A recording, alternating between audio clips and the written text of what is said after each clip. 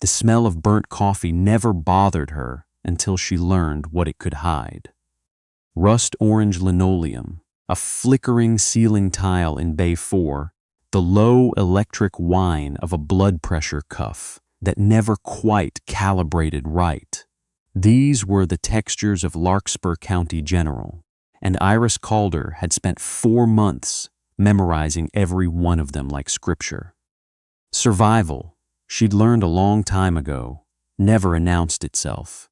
It waited in the gap between one breath and the next, patient as a held grenade pin. The fluorescence above Trauma Bay 4 buzzed a single flat note that never resolved into anything. Iris pressed 2 fingers of gauze against a teenager's split eyebrow. He'd gone off a skateboard ramp behind the Methodist church and held it with exactly the pressure she'd been trained to hold a wound that mattered far more than this one. She wasn't looking at the kid. She was looking at the clock, watching the second hand crawl toward 11 p.m. like it owed her money. "You're behind, Calder." The voice came from the doorway before the body did.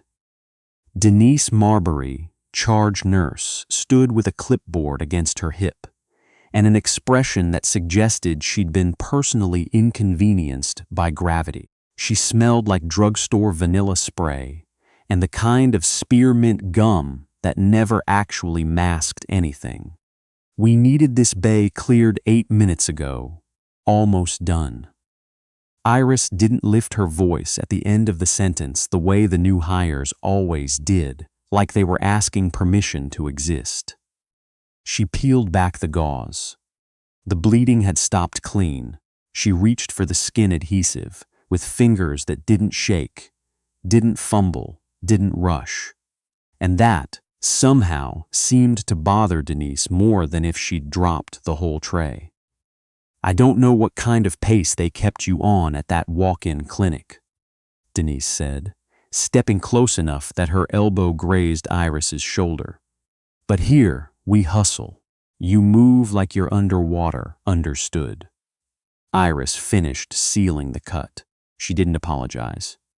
She dropped the empty tube in the biohazard bin, a soft final thack, and turned to scrub her hands under water gone cold.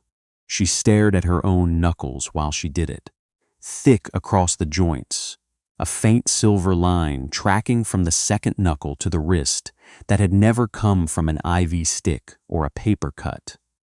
Behind her, low enough to seem accidental, Denise muttered to a passing tech, "I swear she's on something, doctor. Reinhold asked her for a crash cart yesterday, and she just looked at him for 2 full seconds before she moved." Iris shut off the tap. The paper towel dispenser jammed, the way it always did, and she yanked the sheet free hard enough to shred it against her palm. She wasn't medicated.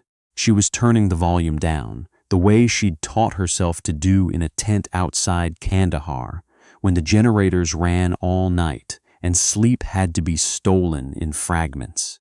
Civilian ERs were loud in a way that had nothing to do with decibels. Doctors raised their voices to prove they were in charge. Monitors screamed over loose leads and dying 9-volt batteries, a symphony of false alarms that made her back teeth ache. For her first month here, every alarm had dumped adrenaline straight into her blood, primed her for a fight that never came, because it was never a mortar round walking closer. It was Mr. Halloran in bed 6, pulling his pulse ox off again because he didn't like the clip. So she'd built the wall, moved like syrup, spoke only when there was something worth saying, made herself small enough to disappear into the linoleum. And in the social order of a night shifter, invisible was just another word for target. She walked out to the nurse's station, where Dr. Reinhold was leaning against the counter with a coffee gone lukewarm an hour ago, laughing at something the float nurse, Bryn, had said. Reinhold was 2 years into his attending position and wore his scrubs tailored, like a man who'd never once had his nose broken for being wrong. "Here she comes," he said, not quite quiet enough. "The sloth." Bryn pressed a hand to her own collarbone, giggling. "Be nice. She's trying." Iris sat at the terminal at the end of the counter and pulled up her charting. Ignoring both of them, with the same flat patience, she gave a dripping IV bag. The polyester of her scrubs scratched against her calves in the overheated room. She wanted a cigarette she hadn't smoked in 5 years. "Hey, Calder." Reinhold's voice followed her like a fly that wouldn't land. "You managed to glue that kid's eyebrow shut without fainting." "Impressive." He rolled his eyes toward Bryn. "If we get a real trauma tonight, do everybody a favor and stay out of the way. I need people who think fast, not people who need a permission slip to grab a tourniquet." Iris's fingers stopped over the keyboard. The cursor blinked against white. A heavy, familiar pressure climbed the back of her skull. The same pressure that used to mean incoming, except now it just meant a man with soft hands had said something stupid. It would take exactly 2 seconds to stand, take a fistful of his expensive scrub collar, and explain in detail what a real trauma actually smelled like. Vaporized copper, burnt hair, the slick, impossible heat of holding a stranger's femoral artery shut with her bare hand in the dark while a vehicle bounced over rutted dirt at 40 miles an hour. She swallowed it. It tasted like pennies. "Noted," she said, and went back to typing. Let them think she was slow. Let them think she was nothing. It was safer that way. Because if she let the old version of herself out, the one who'd once dislocated a man's jaw for arguing with her triage call outside Sangin, she might not get her folded back into the box. And she needed the box. The box was the only thing standing between her and 3 a.m. The shift turned at 12:40, and it didn't begin with a siren. It began with a low, rolling vibration that rattled the blinds in the break room before anyone heard a single sound. Iris felt it through the soles of her shoes first. A grain elevator 3 miles up County Road 9 had taken a structural collapse, dust explosion in the leg housing. Men working the overnight harvest shift trapped under twisted steel. The red phone at the charge desk screamed. Denise snatched it up, her irritation curdling instantly into something pale and wide-eyed. "How many?" Her voice cracked on the second word. She slammed the receiver down. "Mass casualty, 6 units inbound, crush and burn, ETA 90 seconds, clear the halls, Reinhold, get the airway carts." The department detonated into motion. Bryn dropped a stack of charts that scattered like dealt cards. Orderlies shoved empty gurneys into the corridor. Reinhold sprinted for the supply closet and dropped a full box of gloves halfway there. Iris didn't run. She stood, pushed her chair in, and felt the pressure at the base of her skull dissolve into something cold and absolutely clear. The shouting, the clattering, the rising static of panic. It all thinned out into something distant and manageable. Her heart rate, against every instinct of the room around her, actually slowed. The ambulance doors blew open and the smell arrived before the patients did. Scorched denim, raw meat, the unmistakable sweet iron stink of catastrophic blood loss. It was a smell built for a desert, not a hospital 40 minutes from a cornfield. Male, mid-30s, pinned under the auger housing, pulse thready, lost a lot of volume on scene. The paramedic was shouting before the gurney cleared the doors. Reinhold lunged for the first stretcher, a man with his collarbone visibly shattered through torn coveralls. "Bay 1, I need lines. I need Oneg now." Iris bypassed him entirely. The second gurney was rolling in fast, a younger man, maybe 22, his right leg below the knee, a ruin of denim and shattered bone. A paramedic had his full weight braced against the man's groin, trying to choke off the femoral bleed, but bright frothy blood was pooling under the gurney in heavy, rhythmic splashes that hit the floor like a leaking faucet turned all the way up. "Bay 2, Iris said. It wasn't loud. It carried a strange, flat weight that cut clean through the noise anyway, and the paramedics, without deciding to, without questioning it, wheeled the man where she pointed. Bryn stood frozen in the corner of Bay 2, hands clamped over her mouth, staring at the leg like it might detonate. Shears. Tourniquet. Bryn didn't move. "Now," Iris said, and stepped directly into the spreading pool on the floor, rubber soles finding traction in the warm liquid. She reached to her own waistband and pulled free a pair of matte black titanium trauma shears she'd never once told anyone she carried. "Move," she told the paramedic. "I can't. He's bleeding out. I have him. Move." She drove her hand directly into the slick wreckage of his upper thigh, past the surface tissue, fingers digging until she felt the hard curve of the pelvis and the pulsing, severed give of the artery beneath it.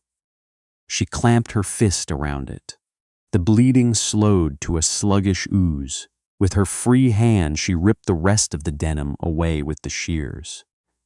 Reinhold arrived breathless, having abandoned a chest case to another resident. "What are you doing?" "You can't blind clamp an artery. You'll cause nerve damage. Get out of the..." "He doesn't have a pressure, doctor." Iris didn't look up. The patient's face had gone the color of wet ash, his lips a deepening blue. "If I let go, he's dead in 30 seconds. I need a cat tourniquet, high and tight, and I need you prepping for a central line." Reinhold froze, staring at the volume of blood soaking her arms to the elbow. We need to get him to surgery. Surgery's 12 minutes out." "He has 2. Her voice dropped, lost every trace of the slow, sedated cadence she'd worn for 4 months like a coat 2 sizes too big. It became something else entirely, flat, absolute, unrefusable. "Get me the tourniquet. Now." He scrambled to the cart, fumbling with a standard blue strap. Not that. Bottom drawer. Black, with the windlass.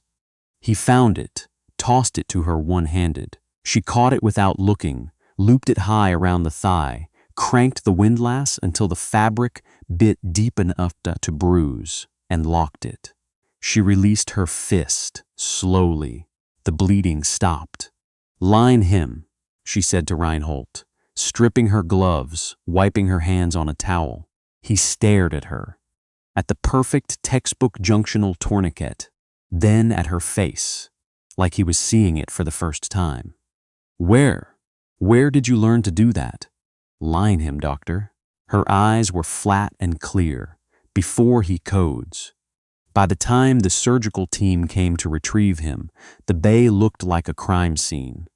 Blood tracked across the tile, wrappers underfoot, the copper smell thick enough to chew. But the patient was stable. Iris stood at the break room sink afterward, scrubbing her forearms raw with iodine soap, watching the water run pink down the drain. Her hands had started to shake, not fear, just the calm-down, the electric itch under the skin that always followed, the way it had followed every time since the first one, years ago, in a place that didn't exist on the news. Denise found her there. She looked wrung out, her scrub top stained dark at the collar. "You didn't chart the tourniquet. I'll do it now." Iris kept her back turned, kept drying her hands. "Reinhold says you shoved him out of the way. Says you acted like you were running your own field hospital." Denise crossed her arms in the doorway. "We have protocols, Calder. You don't get to maul a patient because you panicked." Iris turned slowly. She looked at Denise and felt the old weight settle back over her bones, the wall rebuilding itself brick by brick. "The patient's alive," she said quietly. "That's luck." Denise's eyes slid away from hers even as she said it. "You're lucky you didn't kill him. I'm writing you up for insubordination." "You're a liability, Calder." Iris almost laughed. The word tasted like rust. "Write it up," she said, walking past her toward the door. "Spell the name right." She wrapped the quiet, incompetent nurse coat back around herself in the hallway, under lights that buzzed the same flat note they always did. It was easier to let them think she was dangerous and lucky. The truth, what she'd actually been, what she could actually still do, would have frightened every one of them down to their shoes. Suspended without pay, pending full review. The words hung in the windowless office belonging to Calvin Drager, the hospital's director of nursing, a room that smelled of laser printer ozone and stale potpourri. Iris sat in a chair that dug a hard edge into the backs of her thighs. "You understand we can't tolerate vigilante medicine," Drager said, fingers steepled on his laminate desk. 15 years since he'd touched a patient by Iris's estimate, judging by the crease still ironed into his scrub top.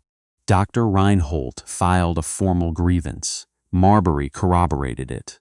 "You bypassed the attending. You operated outside your scope. The patient kept his leg," Iris said. Her voice carried none of the heat they seemed to be braced for, and his life. Denise, in the chair beside her, shifted and recrossed her arms. "That isn't the point.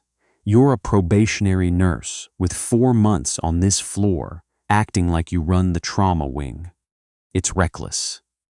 Cyrus closed her eyes for half a second. The fatigue wasn't from the hours. It was the bone-deep exhaustion of translating herself, day after day, into a language these people could parse, and watching them mistake competence for arrogance every single time, because they had no frame of reference for what her hands had actually been built to do, or whose faces still found her in the dark corners of her apartment. "So what happens now?" she said. "Not a question, really. Turn in your badge. The review board meets Thursday. I'd strongly suggest union representation." Iris nodded once and reached up to unclip her ID. That was when the floor began to tremble. It wasn't the structural rumble of a grain elevator coming down. This was rhythmic, a heavy, concussive thwamp, thwamp, thwamp that rattled the light fixtures and sent a ring chasing across the surface of the water in Drager's cup. Iris's hand stopped over the badge clip. Her breath caught somewhere high in her throat. That wasn't a civilian medevac. The rotor pitch was too deep, the cadence too heavy. A Black Hawk, and it was setting down on the roof. The pager on Drager's desk buzzed itself in a slow circle across the wood. He grabbed it, eyes going wide. Code yellow, incoming military transport, ETA. He looked up, pale. "They're already on the pad? Military?" Denise stood so fast, her chair barked against the carpet. "We're not a designated trauma center for that. Closest facility," Drager said, already moving for the door. "Joint exercise out past the reservoir. Something went wrong. Let's go." Iris didn't wait to be told twice. She followed them out. The suspension forgotten the instant the air in the building changed. The ER had already started to unravel by the time the elevator from the helipad opened. The smell hit the corridor before the men did. Jet fuel, sweat, lake water, and under it, all the sharp chemical bite of spent ordnance. It was the smell of every worst night she'd ever lived. It was, in some broken corner of her, the smell of home. 4 men came through the doors wearing wet tactical gear, plate carriers, helmets with night vision mounts still folded up. They moved with a controlled, terrifying urgency, shouldering an orderly aside to clear a lane for the stretcher between them. "Trauma 1, move," the lead man roared. A voice with physical weight behind it. He was soaked in blood from the chest down. Reinhold stood frozen near the nurse's station, coffee cup suspended in midair. You can't bring weapons in. Shut up and get me a chest tube kit. The operator slammed the stretcher into Bay 1. On it lay a younger man, face gone the color of wax, lips a deepening blue-gray. A long, jagged piece of sheared steel, boat hull plating, she would learn later, jutted from his upper chest, just below the collarbone. A tension pneumothorax, compounded by a penetrating wound that was drowning him from the inside. Reinhold snapped out of his paralysis and rushed the bay, hands visibly shaking as he reached toward the steel. Don't touch that. The lead operator's hand shot out and knocked his away, hard. You pull that, you break the seal, he's gone in 60 seconds. I need a thoracic surgeon and I need him tubed now. I'm the attending, Reinhold stammered, out of his depth and visibly drowning in it. You're shaking like a leaf, Doc. Another man pressed gauze hard against the patient's neck. Where's your trauma lead? I am the... Reinhold grabbed for a laryngoscope, hands trembling so badly, the blade rattled against the patient's teeth. The lead operator grabbed 2 fistfuls of Reinhold's scrub collar and lifted him bodily onto his toes. I am not watching you kill him. Get me someone who knows what the hell they're doing. Put him down. The voice wasn't loud. It didn't need to be. It cut through the chaos of Trauma Bay 1 like a blade through wet paper, and every person in the room went still. Iris stepped through the glass. She didn't look at Denise, frozen open-mouthed in the hallway. She didn't look at Reinhold, dangling by his collar. She looked only at the man holding him. His head turned. His eyes, wild, furious, rimmed in exhaustion, found the small, quiet nurse standing in cheap polyester scrubs. He blinked, and something in his face fractured open. "Chief," he breathed. "Put the doctor down, Castellano." Iris's voice carried none of the 4-month-old fog she'd worn like armor. He's no use to anybody with a crushed larynx. Castellano set Reinhold down, slow and almost gentle, as if remembering himself. Reinhold staggered back into a supply cart, gasping. Doc, Calder, what are you doing in? Trying to live a quiet life, apparently. She was already pulling on sterile gloves, her movements precise and entirely without hesitation. The wall she'd spent 4 months building came down in a single breath. The chief was back. Report, she said. The change in the 4 operators was instant. The feral panic dropped away, replaced by a clean, disciplined rhythm, like men who'd just found solid ground under their feet. They had their medic. Shrapnel off a hull breach during a boarding drill, Castellano said, voice gone crisp, penetrating right upper chest. Pushed 2 units of whole blood on the bird. He's tensioning, airways compromising from swelling. Reinhold. Iris didn't look at him. 36 French chest tube scalpel Kelly clamp. Bryn, 50 of ketamine, 50 of rocuronium. We're doing a surgical airway. His jaws locked. Reinhold stood paralyzed. You can't, the protocol says. Castellano took a single step toward him, hand dropping instinctively to the holster at his thigh. The chief gave you an order, Doc. Iris didn't wait. She reached across the tray and took the scalpel herself. Castellano, hold his head dead center. Don't let him flinch. Got him, Doc. Massive blood-stained hands braced the man's skull. Iris's fingers found the cricothyroid membrane by feel, the way they'd found it dozens of times in places with no lights and no time. Her pulse stayed slow, steady, almost bored. This was the only mathematics she'd ever trusted completely. She made the vertical incision. Dark blood welled. Suction. Bryn, crying without making a sound, pressed the tube into her hand. Iris cleared the field, made the horizontal cut, and drove the breathing tube home in under 15 seconds. Bag him. One of the operators complied instantly, squeezing the reservoir. The patient's chest rose. The terrible wet choking sound stopped. "Chest tube," Iris said, holding out a bloody hand. Reinhold, white-faced, fumbled the packaging into her palm without a word. She didn't wait for local. The man was unconscious and dying. She opened the space between his ribs, pushed her finger into the pleural cavity to confirm placement, and seated the tube. A violent hiss of trapped air, then a rush of dark blood into the canister. The monitor, seconds from screaming a code, smoothed into a slow, steady rhythm. Iris stepped back and stripped her gloves, dropping them in the bin with a soft thack. She looked down at her own knuckles. The old silver scar caught the light. "He's stable," she said. "Keep him bagged till the surgical team's down. They'll need to open his chest for the steel, but his vitals will hold." Castellano exhaled like a man setting down something heavy he'd carried a long way. He pulled his helmet off, revealing sweat-soaked hair and a face carved deep with exhaustion. The look he gave her was something close to reverence. "Thank you, Chief," he said quietly. "We thought we'd lost him." "You did good holding pressure," she told him, "just like I taught you outside Lashkar Gah." Iris offered him a small, fractional smile, the most unguarded expression anyone in that hospital had ever seen on her face.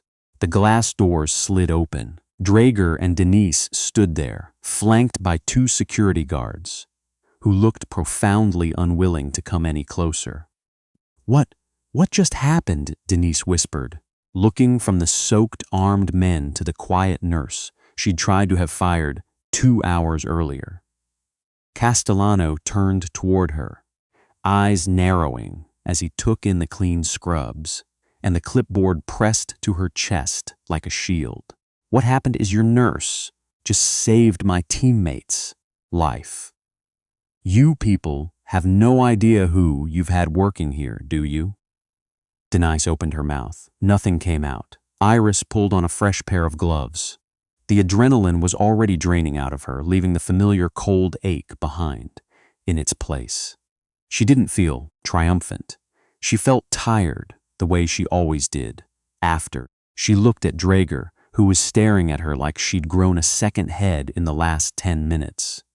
"Calvin," she said, voice dropping back into its quiet, even register. "Yes," he squeaked. "Am I still suspended?" Draeger looked at the 3 heavily armed, fiercely protective operators, standing in a loose half-circle around her, watching him the way men watch something they might still have to put down. He swallowed audibly. No, Calder. The review is canceled." She nodded, turned back to the sink, and ran the water cold. She scrubbed her hands and watched the pink swirl away down the drain. The R quiet again, except for the steady beep of the monitor she'd just brought back from the edge. They wouldn't mock her anymore. They wouldn't call her slow. But they'd be afraid of her now instead. And in some ways that felt like the heavier thing to carry. She dried her hands on rough brown paper until it shredded against her palms and walked back out onto the floor. Her shift wasn't over yet.